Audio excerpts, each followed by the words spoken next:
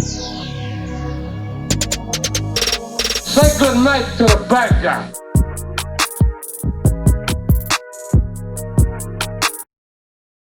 Welcome everyone. I hope you guys are having a fantastic day. Today, the subject I want to talk to you about is pretty exciting and will more than likely happen next season. That's right, I'm talking about the potential Canadian division. This thing is actually pumping me up like you have no idea. If I understood correctly, there will be 4 divisions around the NHL, of which one of them will be formed by the Montreal Canadiens, the Ottawa Senators, the Toronto Maple Leafs, the Winnipeg Jets, the Vancouver Canucks, the Edmonton Oilers, and the Calgary Flames. I absolutely agree with people saying that watching their teams facing the same teams over and over again could be annoying, but for me, it's the stories and rivalries that it will create or will be reborn. Like, I won't get tired to see games between the Flames and the Oilers for their historical rivalry, and for what happened more recently between Zach Cation and Matthew Tkachuk. And with that type of format, this is going to happen a lot. Get your popcorns ready, guys. Now let's bring the real subject of the video, an early ranking of those Canadian teams, and don't get me wrong, the competition is going to be pretty high in my opinion. So number 1, we have the Toronto Maple Leafs. I mean, look at their team. They're the most stacked team offensively in Canada, and if they don't win with that, they won't win a championship in anytime soon. And they added 2 very good veteran presence during the offseason in Joe Thornton and Wayne Simmons, which for sure gonna help and influence even more these young kids in Toronto by forming them to become real hockey players. Number 2, I have on my list the Vancouver Canucks, which for me is my favorite Canadian team based on the players they have. Even though they lost some good pieces due to free agency like Chris Tanev and Tyler Toffoli, they still have a lethal core in their top 6 that can guarantee you a lot of goals. And I like players like Roussel and Tyler Mott on their bottom 6.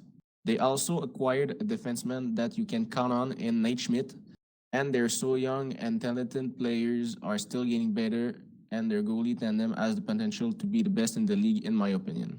At the number 3 spot, I think it is going to be the Calgary Flames.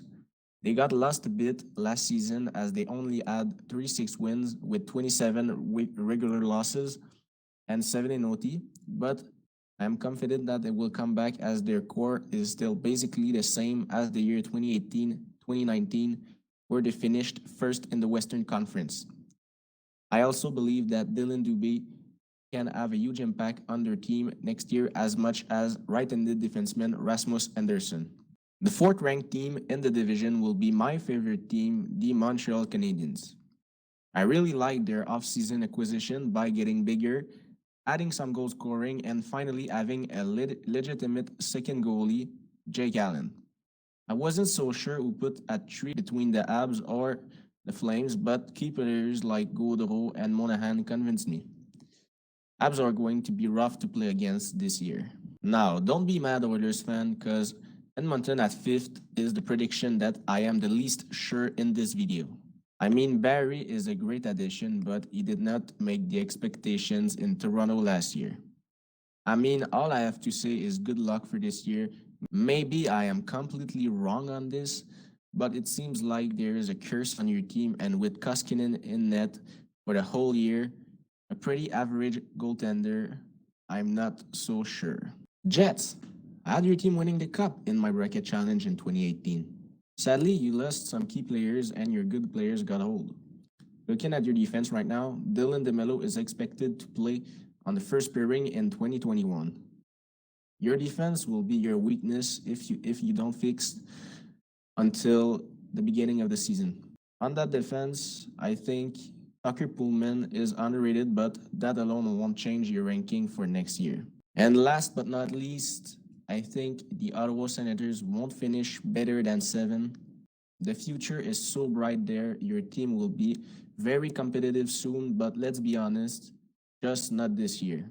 I am surprised that Dadonov signed a deal with you, but he probably sees, like me, a window opening up in the next few years with all the young prospects that are coming in Ottawa.